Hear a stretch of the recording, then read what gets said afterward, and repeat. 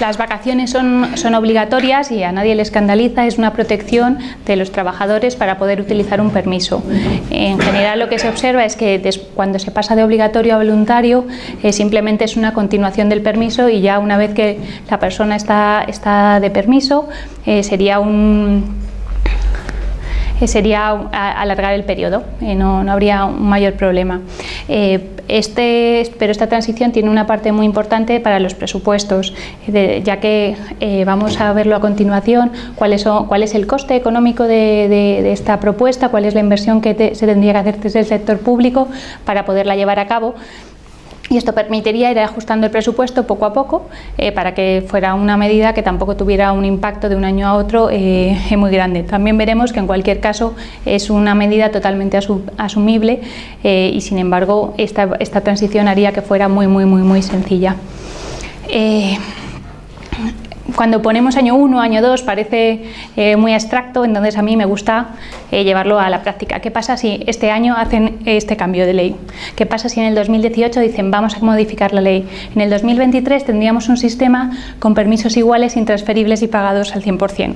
Es decir, en unos años, sin darnos cuenta, habría posibilidad de un cambio de sociedad aquí, pero además no habría solo un cambio en el 2023. En este mismo año, que como habría un cambio de ley, el objetivo estaría bien puesto en la ley y todo el mundo podría adaptarse, todas las empresas tendrían en sus cabezas que en 5 años va a haber una modificación, cómo vamos a cambiar nuestras organizaciones, cómo vamos a cambiar nuestras familias, cómo vamos a estructurar todas nuestras rutinas, nuestras logísticas para que este cambio sea posible. Entonces el hecho de tener un objetivo a medio plazo permite que se vayan modificando los comportamientos, modificando las estructuras, las formas de ver, y esto ayuda además al cambio social. Hablábamos en la presentación anterior si la sociedad está preparada o no. Las estadísticas dicen que están preparadas. Por ejemplo, en Madrid, más del 90% de padres y madres estarían totalmente a favor de una propuesta así, de una legislación así, y la usarían. No solo que estarían dispuestos, sino que usarían sus 4 meses de permiso si los tuvieran. Entonces, la sociedad está preparada. Por los estudios, por cuestión de qué dinero se invierte en los estudios, pues las muestras, por ejemplo, de los estudios que yo tengo de referencia tienen la población de Madrid. Sin embargo, bueno, la Comunidad de Madrid es bastante representativa de lo que ocurre a nivel social en España y se asume que sería igual, pero en concreto es eso. Sí, es en Madrid. Y entonces esto es uno de los motivos del periodo de implantación poco a poco. Ya hay un cambio social, ya hay un cambio de mentalidad, pero hay que cambiar los comportamientos. Entonces los comportamientos cuesta cambiarlos, pero se hacen muy fácilmente cuando se tienen las estructuras necesarias y se tienen las posibilidades de hacer. Cuando veamos las objeciones hablaremos un poquito más de esto. Y aquí entramos a la que yo considero, soy economista y no puedo nunca dejar de ver la parte de, bueno, cuánto cuestan las cosas, dónde están los números. Y la que yo considero siempre que sería la objeción quizás más difícil de salvar, pero que en esta política en concreto es la más sencilla porque es una medida muy barata. Siempre a mí me sorprende cuando se habla de los permisos iguales que en general las objeciones, las preguntas son de tipo la sociedad está preparada, qué van a hacer los hombres, y a mí todo eso me parece como obvio, pero siempre pienso ¿y el dinero? Y esto le debe pasar a los políticos porque en general lo que decíamos, nos dicen que están de acuerdo y demás, pero a veces dicen no sabemos si hay suficientemente dinero.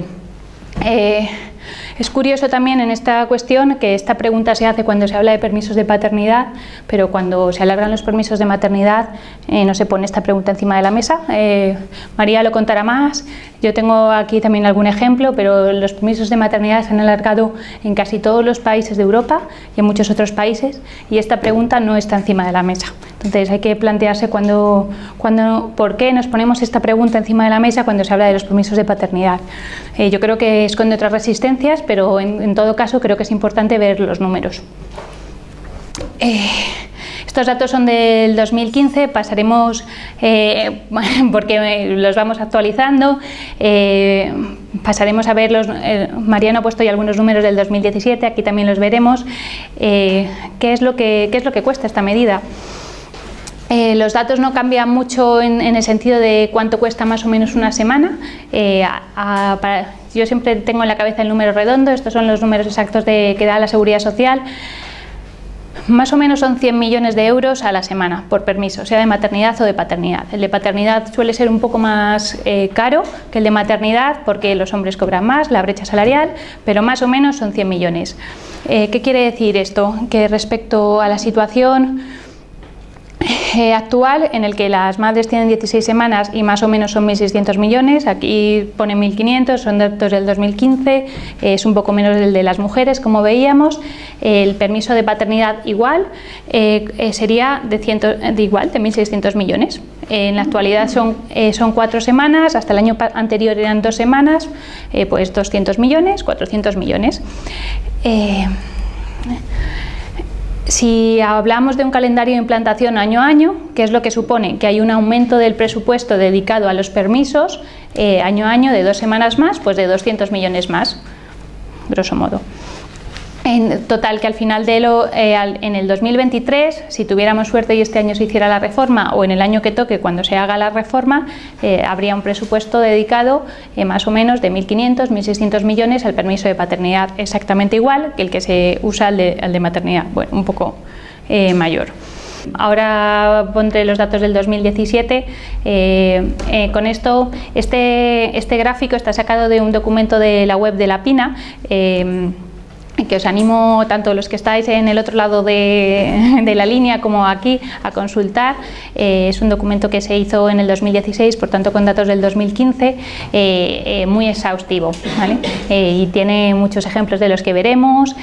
Se van actualizando, pero es un documento muy bien hecho y yo lo uso muchas veces. Lo ha hecho una compañera, Carmen Castro, y os animo a mirar los detalles porque realmente no tiene desperdicio. Sí. Aquí hablamos del incremento presupuestario de cuando era desde 2 semanas, ahora que son 4 serían 1.200 millones, un poquito menos, 1.100 o así, porque es un poco menos de 100 millones. Bueno, también estas son estimaciones porque vemos qué porcentaje de hombres se considera, según lo que ha pasado hasta ahora, se van a tomar los permisos en el futuro. También lo que se ve es que las políticas, cuanto más tiempo llevan implantadas, más se usan, más se conocen los derechos, más cambian las mentalidades. Cuando el primer hombre que coge un permiso de paternidad en una empresa es mirado como tú has cogido el permiso de paternidad. El quinto, nadie pestañea cuando coge su permiso. Entonces, las políticas permiten que se vaya cambiando el comportamiento y que cada vez se utilicen más los derechos que se tienen, y el permiso de paternidad pues también se espera que haya esta modificación. Como se ha visto, antes se utilizaba un 80 y pico % de los padres respecto a las madres usaban el permiso de maternidad, ahora ya estamos en el 90 y pico %. Los permisos se van conociendo más, se van usando y si son iguales, si son intransferibles, si están bien pagados, los padres los utilizan y los utilizan cuidando. Sí. Esta es los últimos datos, porque nos llevan otra vez a la regla de oro. Han pasado de 2 a 4 semanas y el gasto, es decir, lo que efectivamente se ha utilizado, se ha doblado. Volvemos a que la mayor parte de los padres, la norma social, si están bien pagados, los utilizan, y por tanto, como se ha doblado el tiempo, de 2 a 4 semanas, se ha doblado el presupuesto necesario para poder pagar esas contribuciones de prestaciones por paternidad que antes se estaban cobrando por 2 semanas. Pongo 100 millones de euros por semana de permiso porque creo que es muy importante tener en la cabeza cifras que podamos recordar y que sepamos qué significan, porque cuando empezamos a añadir ceros, como en general en nuestros bolsillos pues no llevamos más de 1 o 2 ceros, perdemos el norte. ¿Qué son 100 millones comparado con el presupuesto general de la Seguridad Social, el presupuesto general del Estado, de todo el presupuesto de la Seguridad Social? Vamos a ver ejemplos concretos. 100 millones por semana o 1.400 millones 1.200 millones de incremento por gasto del permiso de paternidad o 1.600 millones o 3.200 millones de permisos parentales tanto para padres como para madres. ¿Qué significa realmente en la seguridad social y en el presupuesto? Pues significa muy poco. Es una de las políticas más baratas que se pueden legislar y con un impacto mayor. Yo me dedico a la evaluación de políticas públicas, entonces cuando oíamos van a haber permisos iguales intransferibles en el País Vasco, para los funcionarios del País Vasco, que se mida, que se vea qué es lo que ocurre y que se vea el impacto. Y esta medida tiene un impacto brutal. En Islandia se ha medido, en otros países se ha medido y afecta a todos los niveles: individual, social, político, económico, cultural, dentro de las familias, dentro de las empresas, y por tanto es una medida muy óptima. ¿Y es viable? He vuelto a utilizar ese documento que os decía y que me parece muy interesante, porque hablamos de reformar los permisos y efectivamente parece que no, pero sí, los políticos se están interesando en reformar los permisos. Uno de los motivos es porque la PINA no para de hablar de la importancia de los permisos, pero se van dando cuenta y se van planteando diferentes reformas de permisos según el modelo de sociedad que se tenga en la cabeza. Supongo, bueno, no sé si habéis oído hablar de la reforma de Ciudadanos. Hablan de permisos iguales, pero no hablan de permisos intransferibles. Y cuando hablan de permisos iguales, hablan de 8 semanas para cada progenitor y 10 semanas transferibles. Y dicen que decidan las familias como los quieren. Si habláramos de permisos iguales, estarían hablando de 8 semanas para el padre, 8 semanas para la madre y 5 semanas a dividir, ¿no? Si quisieran permisos iguales, lo cual haría 13 semanas para la madre, lo cual sería una reducción de derechos si es que tuvieran en la cabeza permisos iguales. Lo que ocurre en realidad es que sabemos que los permisos transferibles los toman las madres y ellos lo saben. Hemos hablado con ellos y saben que los permisos transferibles los utilizan las madres. No es un problema de desconocimiento desde la clase política, es un problema de intenciones y que se quiere. Y luego ya se legisla en función de apariencias, modas y demás. Hoy en día hablar de que se está a favor de la desigualdad es absolutamente poco correcto, por decirlo de alguna forma, y por tanto se dice permisos iguales, pero detrás viendo qué es lo que ocurriría con esa política, estaríamos hablando de una desigualdad y además estaría cada vez más oscura. No estaría directamente en la ley, habría, si queremos igualdad, una reducción de derechos y estaría dentro de un comportamiento poco probable en la sociedad actual. Y además, en los años, en la transición, lo que aquí estábamos hablando del dinero, costaría más que lo que propone la PINA. Pero lo que hablábamos, a mí me gusta mucho las comparaciones, etcétera. ¿Cuánto cuesta? Este dinero que queremos para nuestra propuesta, ¿es posible? ¿Es viable? Aunque sea posible, es cuestión de prioridades. Pero también es de cuestión de prioridades, pero además es cuestión de cantidades. Podemos tener una prioridad, pero que sea muy difícil de conseguir, pero esta es muy fácil. Hemos puesto aquí algunos ejemplos, cuánto se dedica al armamento y cuántos son los sobrecostes de una política militar determinada, o cuánto es la deuda de los clubes de fútbol, o decimos que hay dinero suficiente, hacemos una reforma fiscal, ¿y cuánto nos cuesta? Una reforma fiscal, si es de reducción, por ejemplo, de ingresos, estamos dejando de generar ingresos para hacer ciertas políticas públicas. O creemos en la conciliación, creemos que es importante apoyar a las familias, vamos a hacer una política determinada, como el cheque bebé. ¿Cuánto cuesta eso y qué impacto tiene? ¿Vale? Al final, en política es necesario ver cuánto cuesta y qué impacto tiene, y si el impacto es en el sentido que queremos o en contra del sentido que queremos. Hacemos la deducción por esposa dependiente en el IRPF. ¿Cuánto cuesta?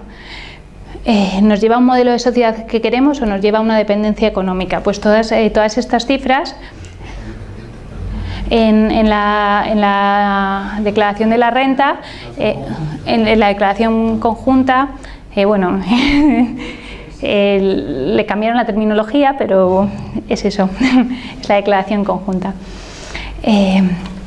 Pues vamos a ponerle algunas cifras.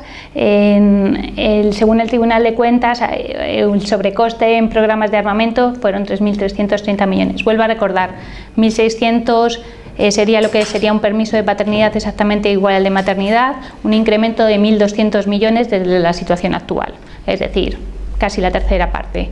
Deudas del club de fútbol en 2016, según Hacienda, 2.800 millones. Casi 3.000 millones, casi el doble, el triple. El beneficio fiscal de la declaración conjunta, 1.700 millones, un beneficio que ya se dice que debería desaparecer en la propia legislación, que tiene un impacto negativo, y aún así ahí está. Si tiene un impacto negativo, ¿cómo puede seguir en la legislación? La reforma fiscal del 2015. ¿Tenemos o no tenemos ingresos para hacer ciertas cosas? Si hacemos una reforma fiscal que reduce los ingresos, en este caso fueron de unos 9.000 millones, se estimaba por el Gobierno, son muchas veces la capacidad de poner esta reforma en un solo año en práctica, pero ni siquiera en la PINA se está diciendo en un año, estamos hablando de una implantación progresiva. 9.000 millones frente a 1.200 millones. Es que no nos olvidemos de los números, es que no tiene parangón. Y bueno, el cheque bebé, que era en teoría una medida que podría querer los mismos objetivos, mejor conciliación, favorecer que las mujeres tengan ingresos, es más cara y los efectos de hecho son mínimos. ¿Cuál ha sido el impacto del cheque bebé en la desigualdad y en la conciliación de las familias a día de hoy? Básicamente nulo. Muchas veces o en ocasiones, también cuando se habla de permisos, cuesta mucho, o en algunos, una de las pegas, cómo van a salir los hombres del mercado de trabajo para cuidar. Cuesta pensar que un hombre se va a ausentar 4 meses, 5 meses, 2 meses, meses de su puesto de trabajo para cuidar a su bebé. Cuesta pensarlo, a mucha gente le cuesta. Y cuando hablas de esto, también a muchas personas también les cuesta pensar que un bebé muy pequeño va a un centro de educación y demás. Un bebé de 4 o 5 meses también cuesta. Pero ante que un hombre se vaya varios meses de su puesto de trabajo, o que una criatura esté de 5 meses esté en un centro de educación, a veces dicen, no, lo que necesitamos es educación infantil cuando termine el permiso de maternidad. Bueno, pues si tuviéramos que tener una política que permitiera que nuestros hijos y nuestras hijas estuvieran bien cuidados con centros de educación infantil, eso haría que hubiera un coste significativo para hacer esa política, casi similar al coste de los permisos de paternidad, y sin embargo la mayor parte de los padres, de las madres, prefieren cuidar a sus propios hijos cuando son muy pequeños, cuando tienen meses de vida, que llevarlos a un centro de educación.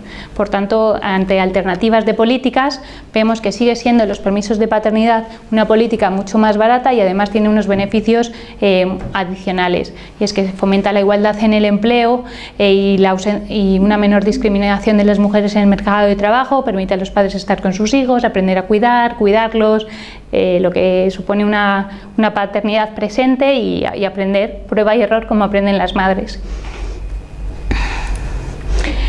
Y esto os diré muy brevemente porque María os contará mucho mejor. ¿Es viable? Es muy viable. Como decía, cuando se aumentan los permisos de maternidad, no se pone sobre la mesa cuánto cuestan, pero cuestan, sigue habiendo que dedicar presupuesto, y en países que son menos ricos que España se han puesto medidas mucho más caras, se han llevado a la práctica sin ningún tipo de problema. Aquí, bueno, una vez más remito a todo el mundo a la página de la PINA, porque hay una estupenda página de preguntas frecuentes, intentando responder a las objeciones cuando explicamos esta propuesta cualquiera. Pues hay diferentes sensibilidades y las objeciones son muy diversas. A mí la que siempre me impacta es la económica, por eso le he dedicado un poco más, porque creemos que es muy importante para explicar que es absolutamente viable en términos prácticos, pero hay muchas objeciones. Yo he puesto aquí algunas, pero lo que me gustaría después de contar estas es que discutiéramos las que pensáis que son las más importantes, que sentís que son para vosotros las más importantes, o las que cuando estáis hablando en otros círculos pensáis, pues esta es la que yo me planteo, se plantea mi vecina, o mi grupo de trabajo, o mi asociación, o mi empresa, ¿no? Entonces yo cuento unas pocas que me me parecen muy importantes y lo que me interesaría es que abrir el debate a discutir las que se palpan en nuestros diferentes contextos. Para mí una de las fundamentales es por qué el permiso de paternidad es una medida fundamental frente a todas las que hay, porque no es la única.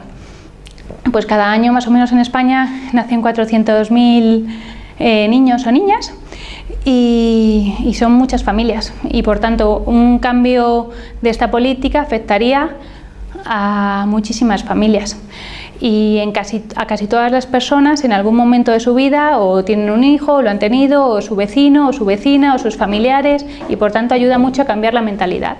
Cuando tus situaciones te llevan a tener que actuar en un contexto diferente, pues cambias y es muy difícil vivir o actuar en contra de tus principios. Entonces, o cambias tus principios o cambias el comportamiento. Entonces, si la política te permite cambiar el comportamiento, tus principios podrán ir acordes. Si tú crees en una familia en la que hombres y mujeres distribuyan el cuidado y las tareas por igual, pero no tienes una política que lo permita, o cambias o te estás enfrentando todo el día a tus principios y estás enfadada todo el día, o cambia tu comportamiento. Es muy difícil, si no a largo plazo, mantener los dos. Y por tanto, una medida que afecta a tantas personas va a tener un impacto social muy importante.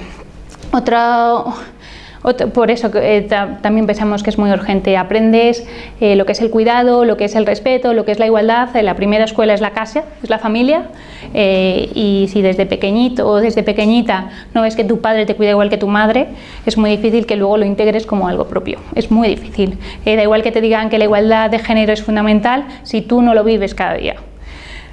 Otra cuestión que a mí me fascina es lo que decían, ¿cómo vas a obligar a hacer de una forma diferente en las casas que hombres y mujeres se repartan el cuidado por igual? Estás obligándoles, no les estás dejando ser libres. De hecho, lo que propone la PINA es lo contrario. Hoy en día todas las familias que quieren compartir el cuidado y compartir la generación de ingresos en sus casas no pueden. No se puede por igual. Cuando yo termino mi baja de maternidad y vuelvo al trabajo, yo estaría mucho más tranquila si el padre fuera la persona que se quedara a cargo de mi hijo. Pero hoy en día no pasa eso. Entonces es muy difícil gestionarlo así si no tienes esa posibilidad. Con esta política eso podría ser. Si hubiera alguna familia que no tuviera ese modelo de sociedad y quisiera que fuera solo el padre quien cuidara al hijo o fuera solo la madre, podría hacerlo como lo hace hoy.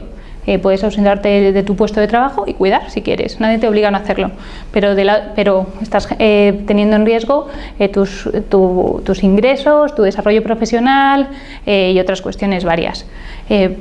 Los permisos te permiten hacerlo de otra forma, no te obligan a hacerlo de otra forma, te lo permiten y por tanto te ayudan en tu elección individual y de pareja. ¿Qué tipo de libertad de pareja existe hoy cuando dos personas quisieran compartir el cuidado y no pueden? Porque el hombre no tiene exactamente los mismos derechos que las mujeres y es una disfunción legal fundamental. Siempre en política y siempre en la legislación hay incentivos para que las personas se comporten de una forma determinada. Y lo que queremos es que sea de esa forma determinada, sea cumpliendo los principios de igualdad de género que están en nuestra Constitución, que están en todos los tratados de la Unión Europea y que en general son los principios que cuando se preguntan a la gente tienen como propios. A la gente le preguntas, ¿crees en la igualdad de género? ¿Crees que hombres y mujeres deberían tener los mismos derechos y oportunidades?